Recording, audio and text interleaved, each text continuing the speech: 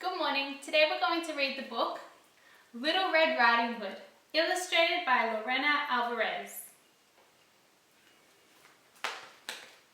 Little Red Riding Hood. Once upon a time, there was a little girl called Little Red Riding Hood. She loved how her ruby red cloak swished and swayed as she skipped around her bedroom.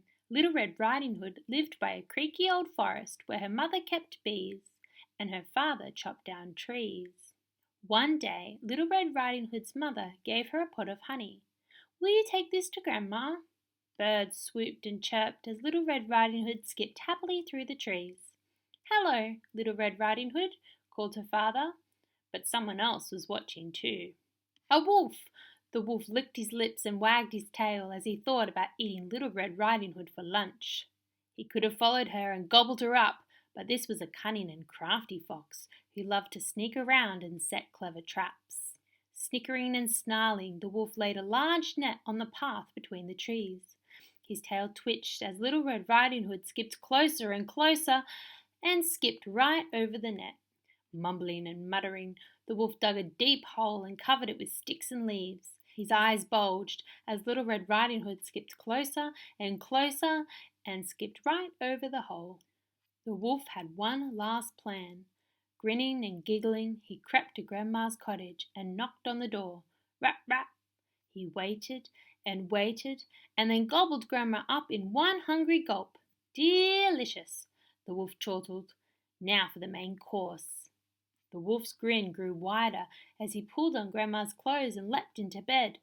"I'm so crafty," he chuckled. "I'm the cleverest creature in the forest." He waited and waited until Little Red Riding Hood skipped into the cottage. Little Red Riding Hood came closer. "Oh, Grandma, what big ears you have!" "All the better to hear you with, my dear," said the wolf. "Oh, Grandma, what big eyes you have!" "All the better to see you with, my dear." "Oh, Grandma, what big hairy hands you have!" "All the better to hug you with, my dear." Little Red Riding Hood stepped back. Grandma, what big teeth you have!" "All the better to eat you with," snarled the wolf. Hooting and howling, the greedy wolf burst from the bed and swallowed Little Red Riding Hood in one enormous gulp. With a full tummy and a happy smile, the wolf fell into a deep and dreamy sleep. Shh! He didn't see Little Red Riding Hood's father at the window. With a mighty roar, Little Red Riding Hood's father stormed into the cottage. He chopped open the wolf's tummy, and Little Red Riding Hood and Grandma came tumbling out. Now Grandma had a cunning and crafty plan too. Little Red Riding Hood gathered stones from outside and dropped some into the wolf's tummy. Then Grandma stitched his tummy up.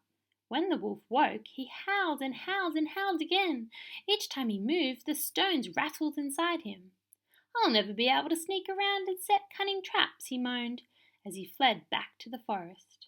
Now all the wolf could eat were worms and beetles and slow little bugs. He was never cunning or crafty again. Gotcha! And Little Red Riding Hood skipped all the way home. About the story. Little Red Riding Hood was first written around 200 years ago by brothers Jacob and Wilhelm Grimm, who live in Germany. They collected lots of other well-known tales, including Sleeping Beauty and Snow White. The end.